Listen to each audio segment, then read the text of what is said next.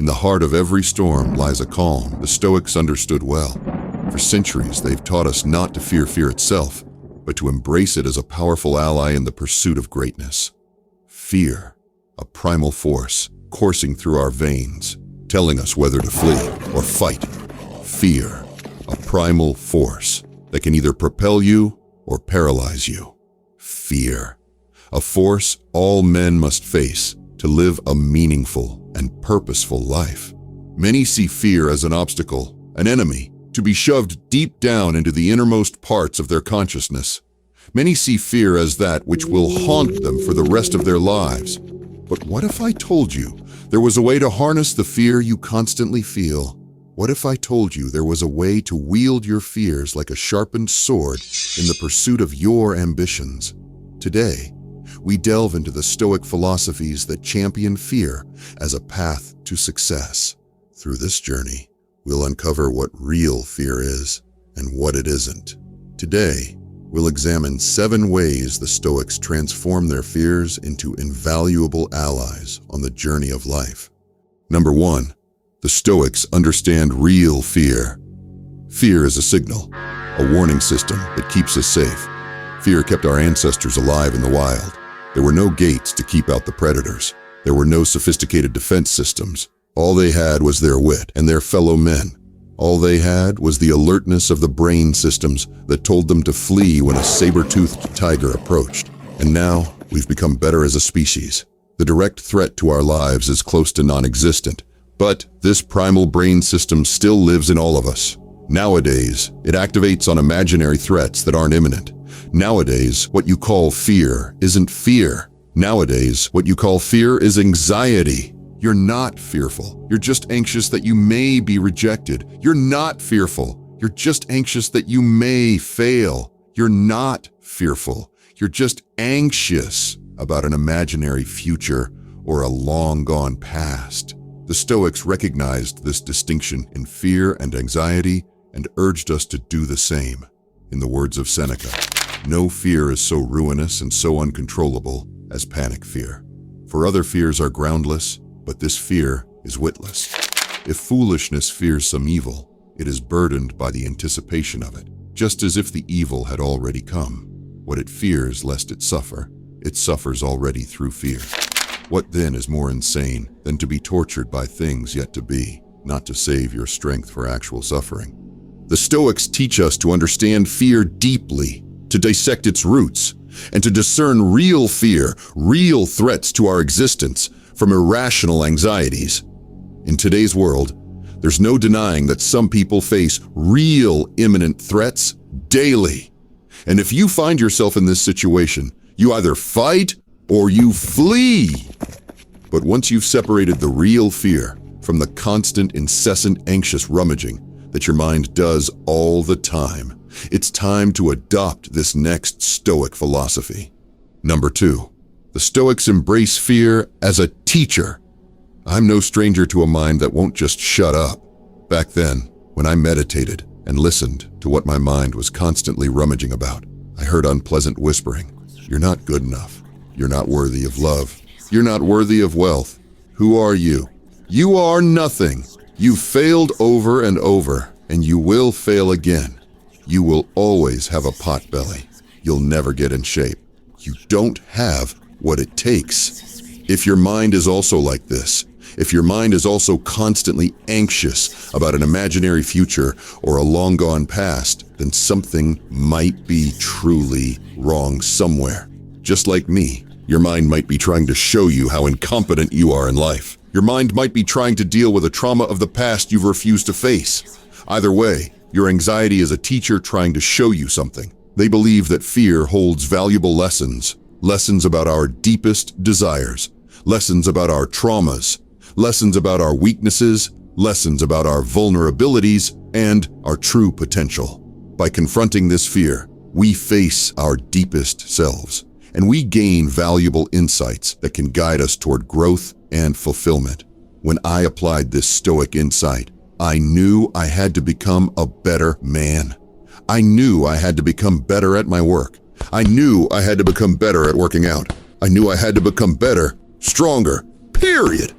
And after 12 months of focused efforts, I increased my income and got into the best shape of my life. And with that, most of the voices in my head went away. These days, whenever they pop back up, I reassure myself that I am not what they say I am. I have done it before, I keep doing it, and I can do it again. Fear, when acknowledged and embraced, becomes a beacon that illuminates the path to self-discovery. If incompetence is the source of your fear, then you must gain mastery. If it is the ghosts of your past, then you must right those wrongs. And to do these better, here's a tool the Stoics use to punch fear and anxiety in the face. Number 3. The Stoics use negative visualization and fear setting. There's a viral TED Talk where Tim Ferriss popularized the little-known concept of fear setting. However, the Stoics had adopted negative visualization and fear setting for centuries. Marcus Aurelius, Seneca, and Epictetus were all known to visualize worst-case scenarios from time to time. The Stoics visualized their worst fears coming to light, with the end goal of gratitude in mind. This is because they know their worst fear is someone else's dream somewhere. Most men daydream about rainbows and sunshine. Most men get disappointed when it's cloudy and rains outside. But the Stoics had already experienced the cloud and the rain in their minds. They're already prepared for it. Instead of getting disappointed, they just go about their day. And while they walk in the rain, they're grateful to the gods that they can walk at all. They know that somewhere the ability to walk at all is someone else's dream. Most people would rather set goals. Most people would rather visualize positive outcomes. But if you're always anxious and fearful, you should set your fears. That goal that seems insurmountable, that goal you fear you will fail at. Why don't you write down the worst-case scenarios? Write the worst things that can happen if you fail when you go after the goal. If you start that business and fail, would you be homeless? If you start that workout plan and fail to get rid of your potbelly, would you be ridiculed by your foolish friend and his foolish wife? But realize that the worst outcome you fear is someone else's dream somewhere. Realize that you would be the guy that tried, while it's those foolish people's dream to be brave like you. And also, try.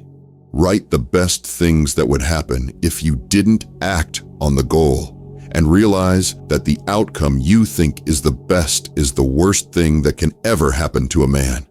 Realize that no matter the good things that come from not acting, you will always be the man who never tried. Do this over and over and over till your fear stops paralyzing you. Do it over and over again so that you can act despite the fear. Make no mistake, practicing negative visualization and fear setting doesn't make the Stoics negative ill-willies. Far from it. On the contrary, these practices keep them grounded, grateful, contented, humble, and productive. Negative visualization is a practice you do for just 2 to 3 minutes in your day, with the end goal of being grateful for your current life. It's not something you dwell on for the rest of your day. In the words of Marcus Aurelius, begin each day by telling yourself, "Today, I shall be meeting with interference, ingratitude, insolence, disloyalty, ill will, and selfishness." Number 4, the Stoics use fear to get better and stronger. As I said earlier, fear and anxiety can signal incompetence. As I shared earlier, my anxiety pushed me to get better and stronger. If you feel you are not good enough or strong enough, you will be fearful and you will be anxious. Good. Then go and get better. Go and get stronger. That is the antidote to the fear of not being good or strong enough. Men, be like the Stoics. They care about fortifying their mind and their body daily. This helps them keep the demons of anxiety at bay. The philosopher king, Marcus Aurelius, was well-read. He believed he had an obligation to the Romans to be the wisest king he could be. The philosopher king, Marcus Aurelius, worked out every single day. He enjoyed boxing and wrestling with other men. He believed he had an obligation to those he ruled to be the strongest he could be. You also have an obligation to those in your life to be the strongest you can be. Fortify your mind and body daily. Use the feedback from your fears and anxieties to hit the gym, to read, to learn, to grow, to get better and stronger. In the words of Socrates, no man has the right to be an amateur in the matter of physical training. It is a shame for a man to grow old without seeing the beauty and strength of which his body is capable.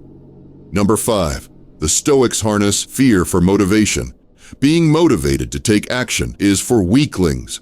But if you must be motivated to act, then use your fear as an ally. Fear, when channeled correctly, becomes a potent source of motivation.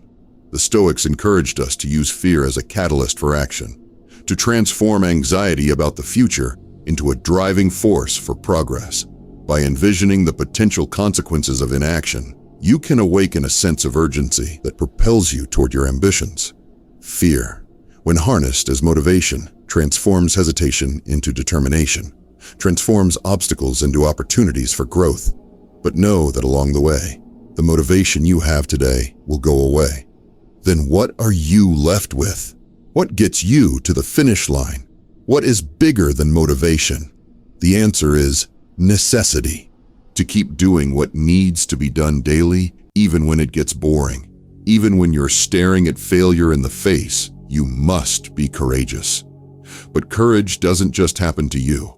Courage is a habit you cultivate daily.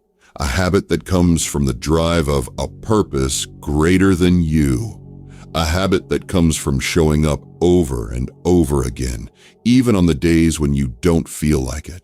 A habit that comes from the knowingness that since you've done it before, you can do it again.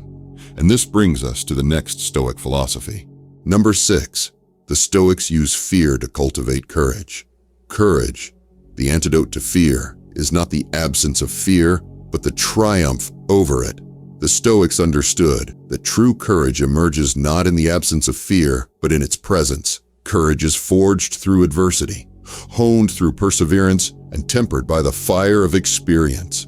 Think back to all the shit you've been through in your life. Think back to the shitty life you must now leave behind. Look to the future, to the value you want to add to society. Look to the future, to the impact you wish to make on the world. What do you wish to be remembered for? Who are those counting on you to be your best self? Who are those you're letting down by not taking action? In the crucible of your shitty life, fear transforms from a barrier into a necessity for courage, a strength that can propel you towards your goals at a speed you never thought possible. Number 7, the Stoics practice mindfulness in the face of fear. Mindfulness teaches us to observe our thoughts and emotions without judgment. By cultivating mindfulness, you gain a detached perspective on fear, allowing you to respond thoughtfully. This practice empowers you to navigate fear's turbulent waters with clarity and composure. Mindfulness is the lantern that illuminates fear's shadows, guiding you through moments of uncertainty with clarity and grace. Tranquility, or inner peace, is the Stoics' refuge amidst the storms of fear. By cultivating a tranquil mind through philosophical reflection and mindfulness, you can cultivate an inner sanctuary that remains undisturbed by external turmoil. This serenity allows you to confront fear with equanimity while maintaining your composure and clarity of purpose. In the stillness of tranquility, fear loses its power to disturb you, allowing you to navigate life's challenges with a steadfast heart and a tranquil mind. Fear, in its essence, is not to be feared, but understood. In mastering fear, we discover not only the power within ourselves, but the boundless potential of the human spirit. If you feel like your fears are still holding you back, then watch this video where you'll learn the advanced techniques the Stoics used to overcome all forms of fear once and for all. Like this video, share it with other men so they can also learn how to turn fear into an ally. This is Stoicism in our time.